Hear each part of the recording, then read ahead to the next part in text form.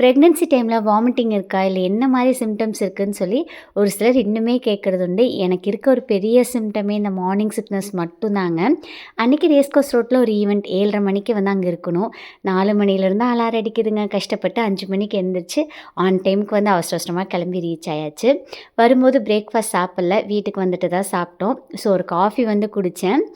வீட்டுக்கு வந்ததுக்கப்புறம் பார்த்தீங்கன்னா அன்றைக்கி ஆஃபீஸ் ஒர்க்குமே இருந்தது. லாக் ஆஃப் பண்ணதுக்கப்புறம் தான் எகெயின் இந்த வீடியோ எடுக்கிறதுக்கு வந்து ஸ்டார்ட் பண்ணேன். இது இன்ஸ்டாவில் ஒரு ப்ராடக்ட் ப்ரமோஷனுக்காக எடுத்ததுங்க.